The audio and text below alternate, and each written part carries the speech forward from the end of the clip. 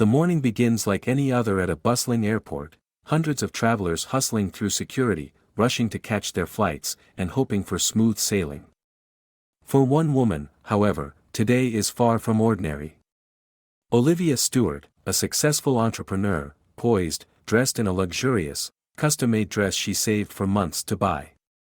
It's elegant, it's bold, and it's everything she's worked for. As she walks through the terminal, nothing seems out of the ordinary. But in the blink of an eye, this routine journey will take a turn that will change everything for her, and set a course of events in motion that no one saw coming. Olivia Stewart is no stranger to the world of business. As the founder of a growing tech company, she's used to navigating high-stakes environments. Today, she's off to meet an important client in Los Angeles, a trip she's been looking forward to. She's worked hard to get to this point in her life, and it shows. The dress she's wearing today isn't just a fashion statement, it's a symbol of her success. But success has a way of attracting attention, and not all of it is the kind she welcomes. Across the terminal, at the security checkpoint, stands Christina Lewis, a 10-year veteran of the TSA. She's got a reputation for sticking to the rules, always. She's methodical, trained to catch even the smallest discrepancies in a person's behavior. But today, the only thing on her mind is the job in front of her. To Christina, every traveler is a number, every scan a routine task. She doesn't think twice when she calls out Olivia's name to pull her aside for further screening. It's just another job. Or so she thinks. As Olivia steps aside, she wonders if there's been some mistake. The security scanner must have gone off for a reason she doesn't understand, maybe a piece of jewelry, or maybe something else. But whatever it is, she's sure it's nothing to worry about. She's calm, composed as always. But Christina Lewis, a TSA agent accustomed to following the rules without question, doesn't see Olivia as just another traveler. She sees an opportunity to do what she does best, follow procedure. Christina moves toward Olivia, eyes scanning her. "I'm going to need to perform a secondary screening," she says, her voice flat, her tone matter-of-fact. Olivia nods, understanding the routine, but she's beginning to feel the uncomfortable weight of being treated as if she's done something wrong. Christina gestures to Olivia to step into the full-body scanner. Olivia obeys, her hands slightly trembling. She feels something shift in the air. She doesn't know what's about to happen, but it doesn't feel right. Something about the way Christina looks at her doesn't sit well. Olivia can't put her finger on it, but she's starting to feel exposed, more than just physically. The moment of truth comes when the scanner buzzes. Christina's eyes narrow as she examines the results. It's not just a false alarm. Something has triggered a deeper, more invasive procedure. "I'm going to need to inspect the dress," Christina says, her voice firm, almost dismissive, as if Olivia has no choice in the matter. "What's wrong?" Olivia asks, trying to stay calm. She doesn't feel guilty, but she can tell this isn't just another routine check. Christina doesn't answer right away. Instead, she waves over a colleague, and together, they begin to move Olivia toward a more private space. The tension grows as the agent, still without explanation, begins to examine the dress. Inside the small security room, Olivia tries to hold her composure. She's had her fair share of airport hassles, delays, long lines, rude staff, but nothing compares to this. The air feels thick, as if she's being judged not for her dress, but for something much deeper. Christina places her hands on the fabric, pulling gently at the hem, checking the seams as if searching for something. But the way she touches it is rough, uncareful, more forceful than necessary. Olivia feels the first rip before she even hears it. A jagged tear along the side of her dress. It's a sharp sound. A tearing sound. Like a fabric being destroyed before her eyes. Olivia's heart stops for a second, the realization setting in. Her dress, the one she'd saved for months, is ruined. "Hey, what are you doing?" Olivia asks, her voice shaky now, though she's trying to stay calm. She can't believe what's happening. The dress was expensive. It wasn't just fabric, it was part of her image, her success. And it's being destroyed right in front of her. Christina doesn't even flinch. She continues the inspection as if nothing has changed, not realizing the full weight of her actions. She doesn't know who Olivia is, or how much this moment is about to cost her. Olivia takes a deep breath, trying to contain the storm rising inside her. This wasn't just an accident anymore. This wasn't just a routine check. This was a violation. Olivia stands there, frozen for a moment, staring at the tear in the fabric. She can feel the stares of the few people who have gathered in the area, but what cuts the deepest is the fact that Christina seems completely unaware of the magnitude of what she's done. The TSA agent simply mutters something about following procedure, brushing off the question of why the damage to Olivia's dress doesn't seem to concern her. "I'm going to need to speak to someone," Olivia says, her voice shaking with frustration. Her hands, still trembling, reach for her phone. She dials the one person who might be able to make sense of this, her husband, Richard Stewart. As Olivia waits for him to answer, she can't help but wonder if this is just a simple misunderstanding or something more. Something that, in the end, will cost someone their job. She knows that Richard will take care of this, that he'll make it right, but it doesn't stop the sinking feeling in her stomach, the feeling of being powerless in a situation that she never imagined she'd be in. The phone rings, each tone dragging her anxiety lower. It's not just the rip in her dress, though that is bad enough. It's the violation of her space, her dignity. Her whole life, her whole career, has been built on respect and hard work. But right now, all she feels is exposed, vulnerable, like a child being punished for something she didn't even do. She can't shake the feeling that this is more than just a mistake. The longer she waits, the more she wonders if this is a game, one in which she's the pawn. Finally, Richard's voice crackles through the phone. She breathes a sigh of relief, but only for a moment. It's then that she realizes her calmness is a mask, and the frustration bubbling beneath it is about to erupt. "Olivia? What's going on?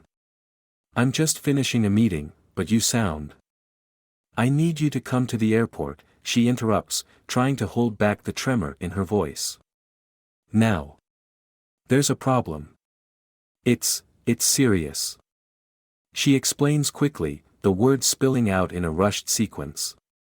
Richard listens, his voice cutting in now and then to clarify details, but Olivia hardly hears him. She's too focused on the agent still standing a few feet away, watching her closely, their expressions unreadable. "Stay calm. I'm on my way. Just don't do anything until I get there. Okay?" Richard says. Olivia hangs up, feeling the weight of his instructions.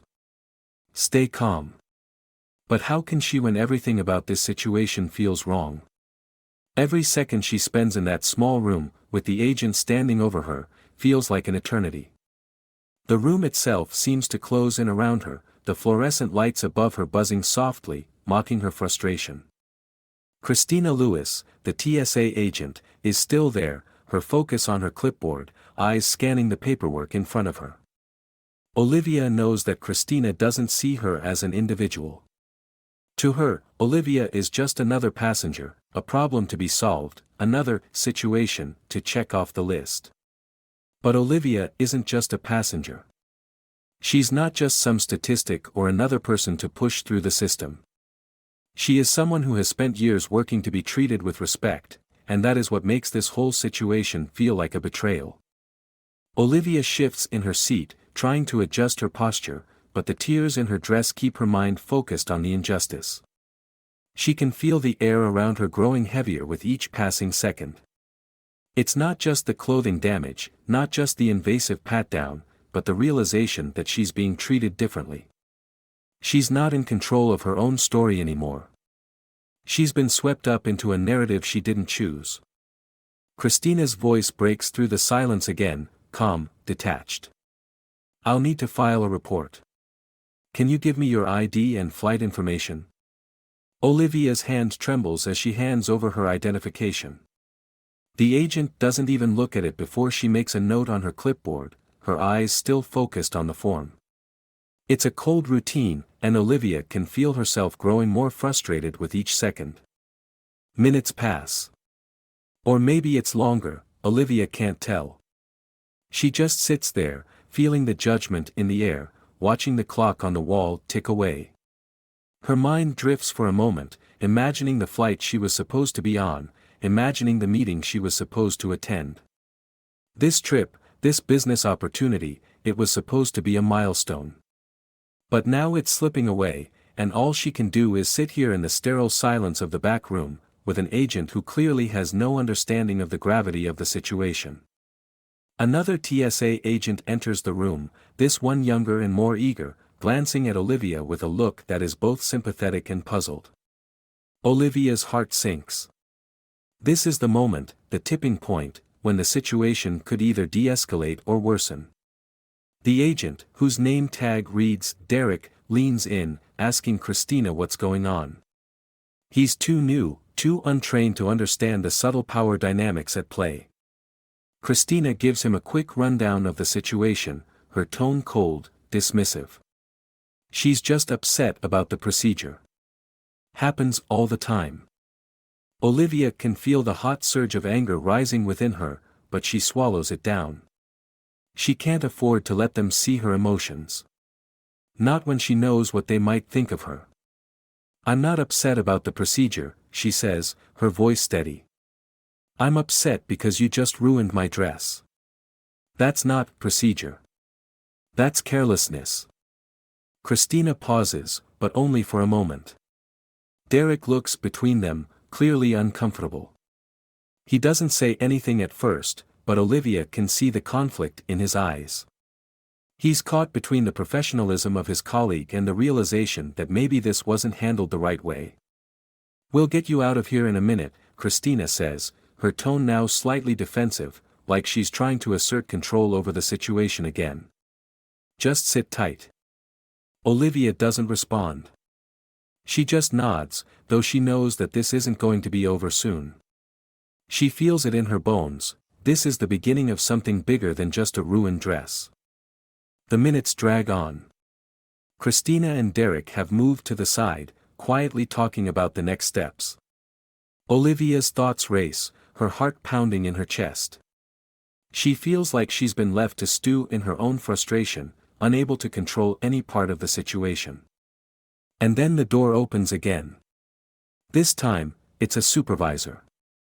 A middle-aged man with a sharp suit and a professional demeanor steps into the room, his eyes quickly assessing the situation. His presence is commanding, and he immediately turns his attention to Olivia. What's going on here? Christina explains the situation, her tone still defensive, but Olivia can see the tension in her shoulders.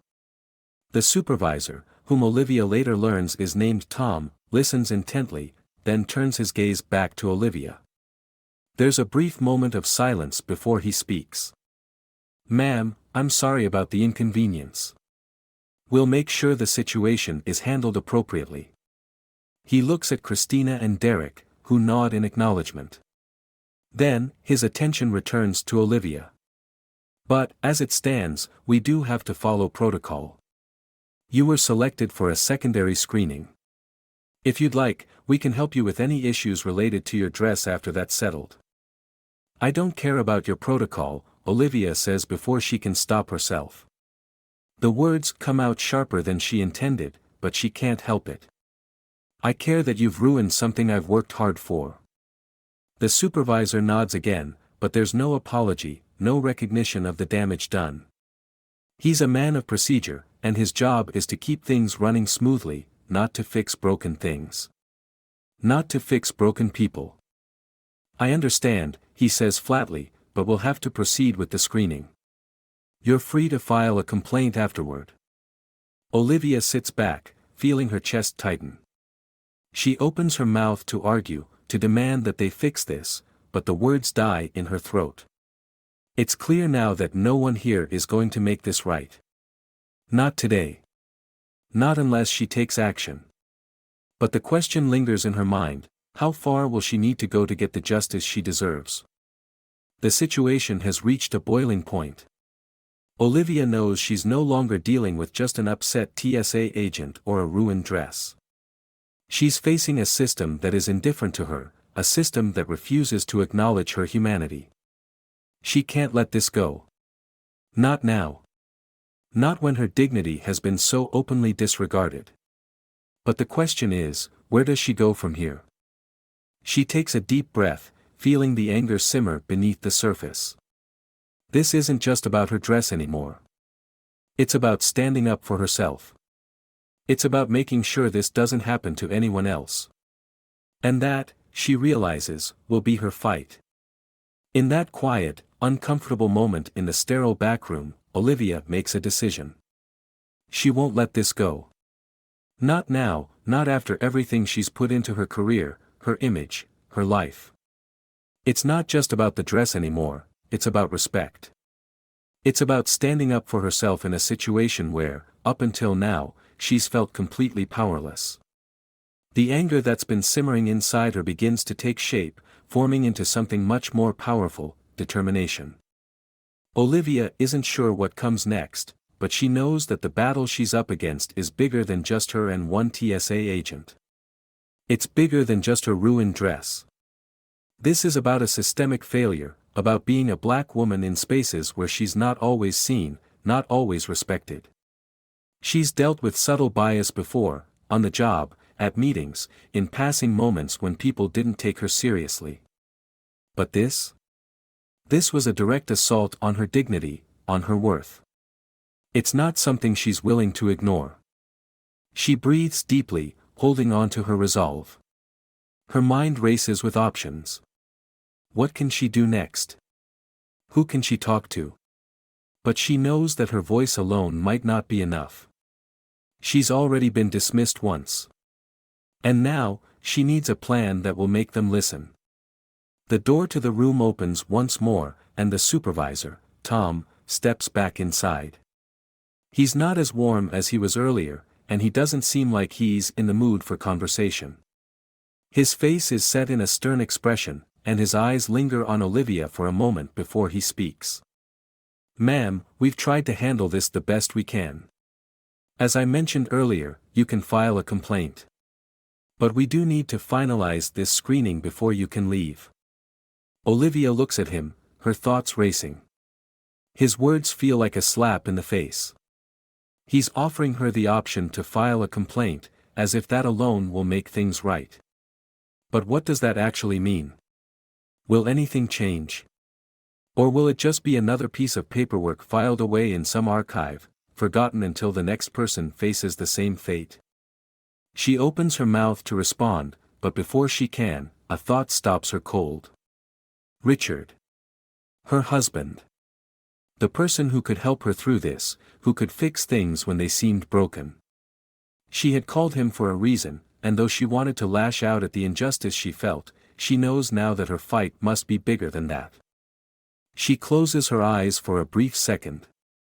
She can feel the energy building in her chest, the anger, the frustration, the sadness. But she knows this isn't the time for emotional outbursts. She needs to act smart. She needs to play this carefully. The supervisor waits for her to respond, his gaze steady, but Olivia knows that he's already made up his mind. He doesn't care about the dress, or about the damage done. He cares about one thing: finishing the procedure, getting this over with. So he can go back to his day. The thought grates against Olivia's nerves. She can feel the weight of the moment, and she's aware now, more than ever, of the power dynamics at play. "I'm not leaving until I speak to someone higher than you," she says firmly. Her voice is calm, but there's an edge to it. A note of resolve that catches Tom off guard. He blinks, looking at her as if he hasn't expected such a response. He opens his mouth to speak, but Olivia continues, her voice unwavering. "You're dismissing my concerns. You're pretending that what just happened isn't a big deal. But it is. This is a big deal. I'm not going to just go along with this as if it's normal, as if I'm just some random passenger. You can't just treat me like this. For a moment, Tom's expression falters. He stares at her, almost as if seeing her for the first time. Then, he straightens, his face hardening into the mask of professionalism he's been wearing all along. I'm sorry, but I've already explained the process. If you refuse to comply, there are consequences. The threat hangs in the air like a sharp, uncomfortable silence. Olivia stands up, her body tense, the anger still simmering inside her but controlled. She looks Tom in the eye, refusing to back down. This isn't just a moment for her, it's the beginning of something. She knows it. Tom knows it too. I'm not refusing to comply, she says. I'm demanding to be treated with respect. And right now, that's not happening. The room is still for a long moment. Then, Tom sighs, looking like he's considering his next move. Fine, he says finally. I'll get my supervisor.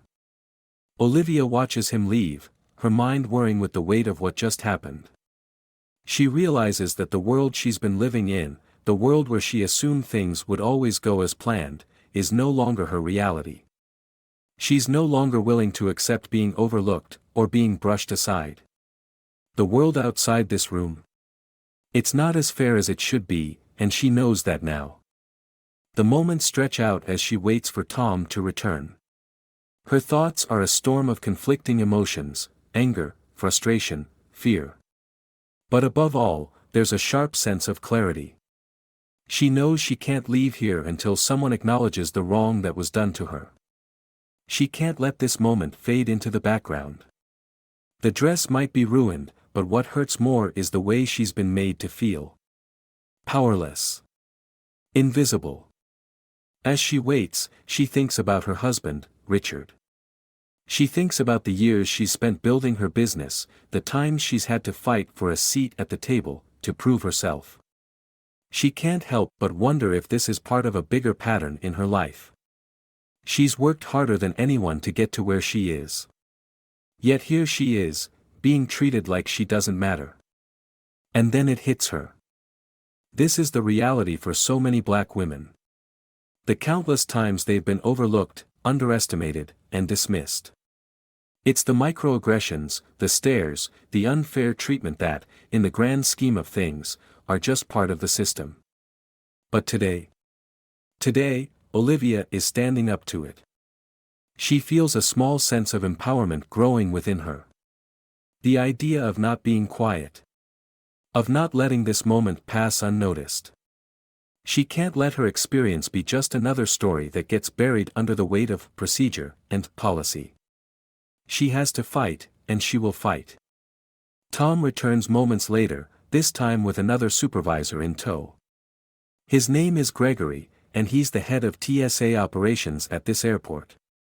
His face is impassive as he walks in, but Olivia sees a flicker of something in his eyes.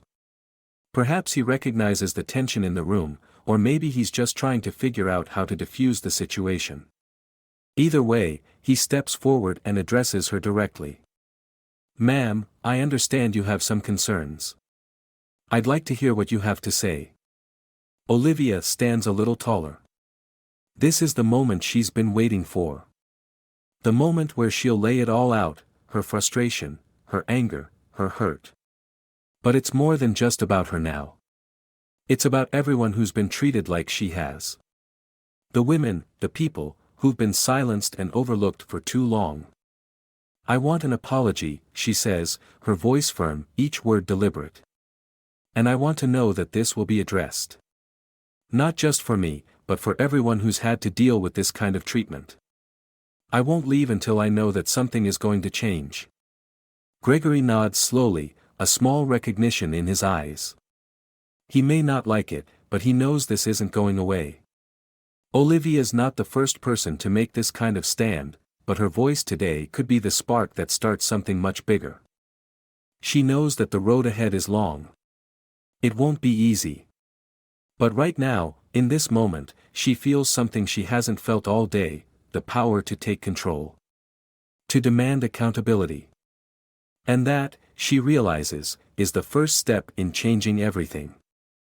Olivia stands firm, the weight of her decision heavy on her shoulders but her resolve unshaken. As the airport supervisor, Gregory, looks at her with an expression that could be mistaken for grudging respect, she knows that this moment will be the beginning of something bigger. Something that could challenge the status quo, not just for her, but for others who've been subjected to the same treatment. For once, she feels like her voice might actually be heard. "We'll begin the investigation immediately," Gregory says, his voice calm but authoritative. "I understand your concerns. You're entitled to them, and we will look into this thoroughly." Olivia nods, her thoughts still a whirlwind. There's a part of her that wants to believe him, after all, he's the one in charge here. But there's also a part of her that can't shake the nagging suspicion that this is all just a formality. That the investigation might be little more than a box to check off, a way to make her go away quietly while the system continues on unchanged. But she can't let that happen. She can't allow this to just be another report filed in a drawer, forgotten until the next incident. No, this time, things will be different. "I want to be kept informed of every step of this process," Olivia says, her voice steady, resolute. "And I don't just want an apology. I want to see changes. I want to know that what happened to me will not happen to anyone else. I need you to understand that this is about more than just me. This is about accountability." Gregory's eyes flicker with a hint of irritation, but he hides it quickly behind a professional mask. "Of course, ma'am. You'll be informed. We'll do a full review of the actions taken today and take appropriate steps." With a curt nod, he turns to leave, but Olivia stops him before he can step out the door. "One more thing," she says. "I want a full written report from everyone involved in this incident. I want to know who made the decision to escalate this situation. I want to know why no one took me seriously from the start." Gregory hesitates for a moment, and Olivia can see the calculation in his eyes. He's not happy with her demands, but there's nothing he can do now. His job is on the line too. With a resigned sigh, he nods. "I'll ensure that happens, ma'am. You'll have everything in writing." As the door closes behind him, Olivia lets out a long breath, her shoulders sagging slightly. It's not over, not by a long shot, but for the first time since this nightmare began, she feels a spark of hope. Hope that this time, someone will listen. That the truth will be uncovered. That the people responsible will be held accountable. Meanwhile, the investigation into the incident moves forward, though not as smoothly as Gregory promised. While Olivia may have set the wheels in motion, the forces at play are far more complicated than she initially anticipated. The airport, the TSA, the higher-ups, all of them have their own interests, their own ways of handling things. But no one expected what would happen next. The first step in the investigation is an internal review. Olivia is contacted by a series of airport personnel who begin asking her questions. They're polite, professional even, but she can tell they're not fully invested in the process. They ask about the details of the altercation, about her interaction with Christina and Derek, about the moment when the dress was damaged.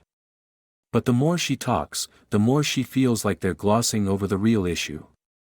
"We're just doing this as a formality," one investigator admits, offhandedly, when she asks about the follow-up process. "You understand, right? We don't expect anything serious to come of this. Just standard procedure."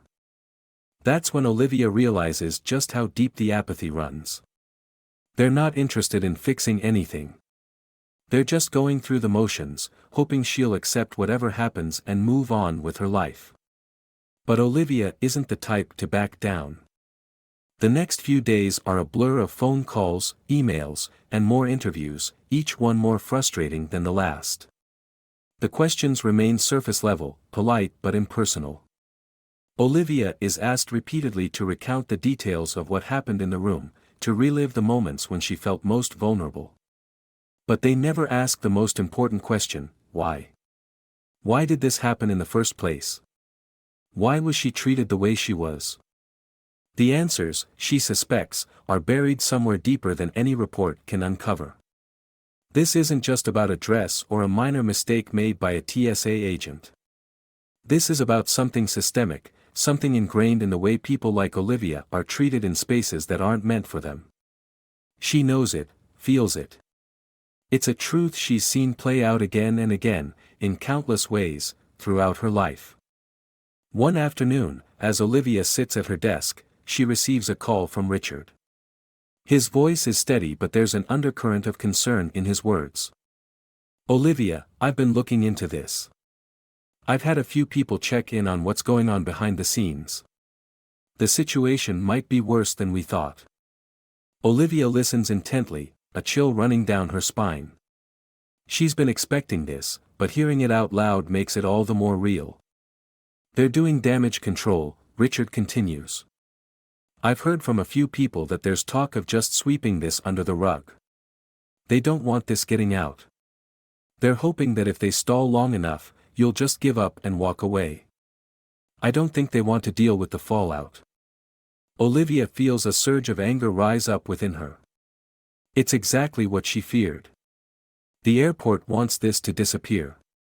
They want the story to fade away, like so many others before it. But she won't let that happen. "What do we do?" she asks, her voice low but determined. "I'm going to need you to go public," Richard says, his voice firm. "It's the only way we can get their attention. The only way we can make sure this doesn't get buried. You need to speak out. Go to the media if you have to. Let people know what happened. It's time for them to see this for what it really is." Olivia's heart races. She's been preparing herself for this moment, but now that it's here, the weight of the decision feels heavy. She's about to step into a fight that's much bigger than her. Much bigger than one woman's ruined dress. But she knows it's the right thing to do. "Okay," she says, her voice steady. "I'll do it. I'll go public." And so, the investigation takes a new turn. Olivia, with Richard's help, begins to lay the groundwork for what will become a very public battle. Her story will no longer be just an internal review. It will be a case of public accountability. As she prepares to take her fight beyond the confines of the airport walls, she begins to see the full scope of the power dynamics at play. This is no longer just about fixing a mistake or getting a simple apology. This is about challenging a system that has been built to silence people like her. But even as she steels herself for the fight ahead, Olivia knows that this is only the beginning. The road ahead will be long, and it will be hard. But she's ready. She has to be. The weight of her decision presses heavily on her chest as Olivia clicks the send button on the email to the local news outlet. She's taken the first step, contacting a journalist she trusts to help her share her story with the world. This is no longer just about making sure her voice is heard in the confines of a quiet room. This is about exposing a larger truth, a truth she knows all too well, the kind of truth that goes unnoticed until someone dares to shine a light on it. Her phone buzzes almost immediately. A message from Richard. His words are short but encouraging. "You've got this. They can't ignore us now." The words feel like a lifeline, but they're also a reminder of the gravity of what she's just unleashed. Once this story goes public, there's no turning back. The news will spread quickly, she knows that. It'll be shared on social media, talked about in offices and living rooms, dissected by pundits and commentators. It will become a story of a woman fighting against systemic racism in a way that's hard to ignore. The next few days blur together as Olivia watches the ripple effect begin to take shape. At first, it's small, just a few news articles mentioning her name, the TSA agent involved, the damage to her dress. The story seems to gain traction slowly, like a snowball gathering speed as it rolls downhill. But with each new post, with each new headline, the public interest grows. She starts receiving messages, some supportive, others filled with rage. People who had never known her name before now feel compelled to share their thoughts. Some express their sympathy, their admiration for her courage. Others send messages that are less kind, questioning why she's making such a fuss over a minor inconvenience. Olivia's phone becomes a constant source of stress. Notifications buzz every few minutes, whether it's a new comment on a post, a news outlet asking for an interview, or messages from people who want to weigh in on her fight. Some are from strangers, others from old friends. And then, there's the message that catches her off guard, a call from her employer, requesting an urgent meeting. The meeting takes place the following day, and the moment Olivia enters the room, she knows that things are not as they seem. The HR team, her manager, and even a few higher-ups are all seated, their expressions stern and professional. There's no warm greeting, no small talk. The atmosphere is cold, calculated.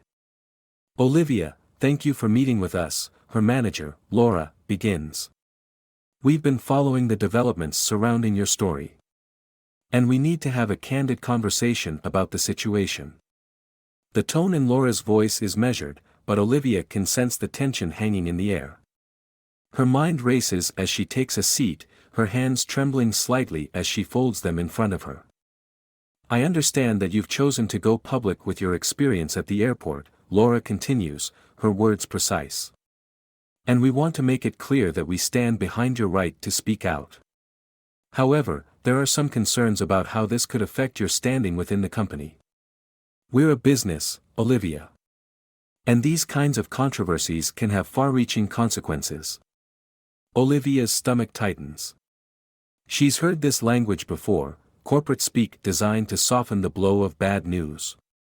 They're not here to offer support. They're here to figure out how to distance themselves from the fallout. "What exactly are you saying?"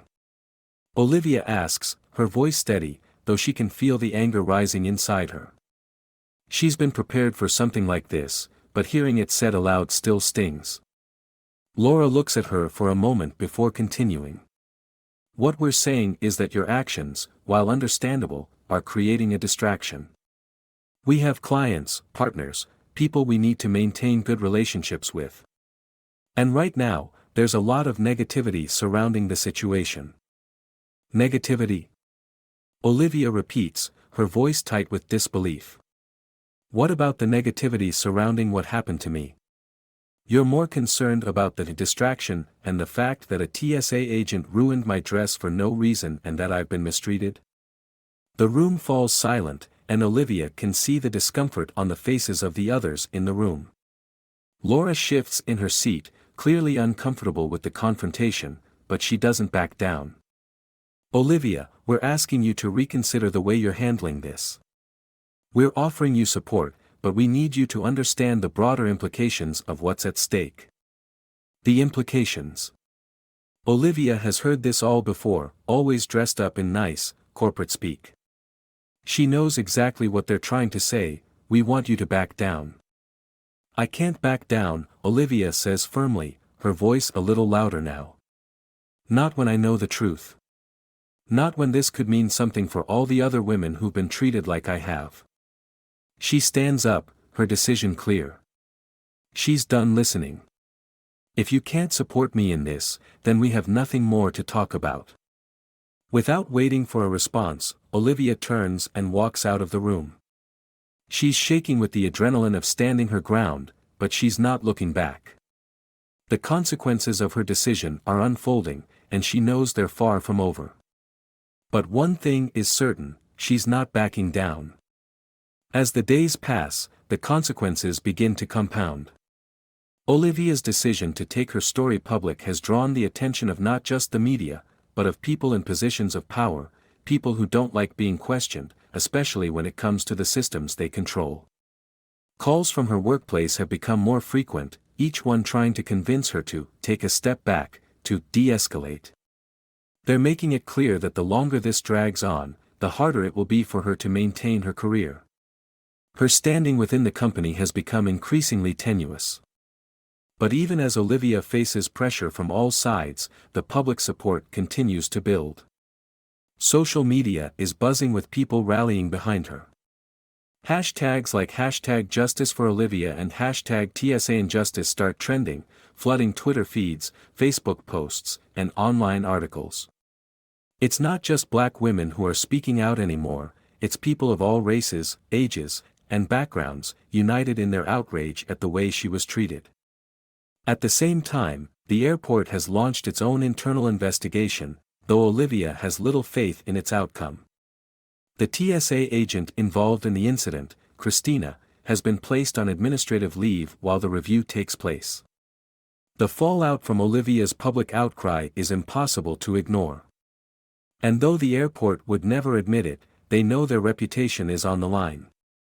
As the pressure mounts, Olivia starts to see the true extent of the fight she's entered. She's not just fighting for her own dignity anymore, she's fighting for something much bigger. The consequences of her actions are rippling outward, affecting not only her life but the lives of others who've faced similar indignities. This is no longer just a personal battle, it's a societal one. But the toll it takes is becoming clearer. The stress weighs heavily on her. She's struggling to focus at work, the calls from the media overwhelming her at times. She's exhausted, emotionally and mentally. Her family, particularly Richard, tries to reassure her, but even he can see the strain she's under. "You're doing the right thing," he says, but his voice is tinged with concern. He doesn't want to see her burn out in the process. Then comes the phone call that she's been dreading, a letter from the company. It's formal, cold, worded with that same corporate politeness that she's grown so familiar with. The decision is final, Olivia is being placed on leave, effective immediately. They tell her it's for her own well-being, but the message is clear, she's being removed from her role to cool off while things settle. Her heart sinks as she reads the email, her hands shaking with disbelief. It's a major blow. But she won't let it stop her. Olivia isn't just standing up for herself anymore. She's standing up for every person who's been silenced, for every person who's had to bear the weight of injustice without a voice. The consequences are mounting, but so is her resolve. And with that, she knows, this fight has just begun. The weight of the decision is something Olivia feels in her bones every time she wakes up. The days are long, and the media buzz hasn't died down. But despite the sleepless nights and the ongoing pressure, there's a sense of quiet determination within her. She's crossed a line, and there's no turning back. Olivia walks through the quiet halls of her apartment, her footsteps echoing off the hardwood floors. She hadn't expected things to escalate this quickly. The media attention, the emails, the messages, all of it has consumed her world in ways she never anticipated. The calls from her workplace have slowed, but they've never stopped entirely. The first one came the day after she was placed on leave, one of the higher-ups, an executive she had barely met before, asking her to reconsider speaking out. Now, there are no more calls. No one from the company seems willing to touch her situation. But she knows she's not alone. Everywhere she looks, there's a reminder of the people who've stood by her, on social media, in the streets, in public spaces where others are echoing her fight. Their words, their support, fuel her resolve, even as she faces the loneliness that comes with taking on a battle like this. It's not easy, but Olivia isn't one to shrink from a challenge. This battle is more than just about herself now, it's about the countless people who've been mistreated, the ones whose voices were never heard. And that realization, the magnitude of it, gives her the strength to keep going. Days blur into weeks as Olivia's fight continues. She's no longer working at the airport, and the social media storm surrounding her story has reached an almost fever pitch. Articles, opinion pieces, and interviews have poured in. But as the story spreads, so do the questions. Was she just in her actions? Was the TSA agent truly at fault, or was there something more? It's not as simple as a woman against a TSA agent anymore, the narrative has evolved. Some of it is personal, people who sympathize with Olivia's plight and are vocal in their support, even offering personal stories of their own mistreatment. Others are more critical, accusing Olivia of playing the race card or exaggerating the severity of her experience. Olivia reads these responses, each one more hurtful than the last. There are comments calling her a liar, accusing her of seeking attention, and even questioning her professional integrity.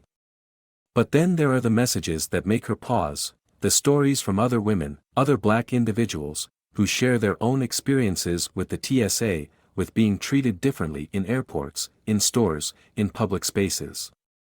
They tell her, through their messages and comments, that she's not alone in this fight, that what happened to her was not an isolated incident.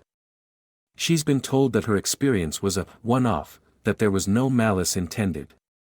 But the more she listens, the more she realizes that this isn't just about one bad day or one bad encounter, it's part of a larger pattern. A pattern that people have been too afraid to talk about, too afraid to acknowledge because it's easier to pretend it doesn't exist. Olivia spends hours poring over these messages, and while they bring her some comfort, they also make her angry. Angry at a system that's designed to sweep these stories under the rug. Angry that, despite the growing public support, there are still those who will not acknowledge the deep-rooted racism embedded in these everyday interactions. But amidst her anger, there's a growing sense of clarity. She isn't just fighting for herself anymore. She's fighting for something much larger than that. One afternoon, as she sits in the quiet of her apartment, sipping coffee and reflecting, she finds herself reading over the notes she's written in her journal. Thoughts and feelings she hadn't shared with anyone. She's been wrestling with her own identity through this entire experience. The public's reaction has made her question how much of herself she's willing to share and how much she's willing to expose. It's a process she hadn't fully anticipated, this journey of self-discovery alongside the fight for justice. In her journal, she writes, "There are moments where I question myself, where I wonder if I made the right choice. But then I remember why I did this in the first place. It wasn't just for me. It was for the people who came before me, who fought in ways I will never fully understand. It's for the people who will come after me, who will never have to fight as hard as I did because of what I did today." She pauses, reading the words again, allowing them to sink in. It's a realization that brings her both peace and a deeper sense of purpose. She's not just fighting for recognition, she's fighting to shift the narrative, to break the cycle of silence. One evening, Olivia gets a call that she knows is coming but had been dreading. It's from her lawyer, who has been working on the legal side of the case. There's an update on the TSA agent involved, Christina.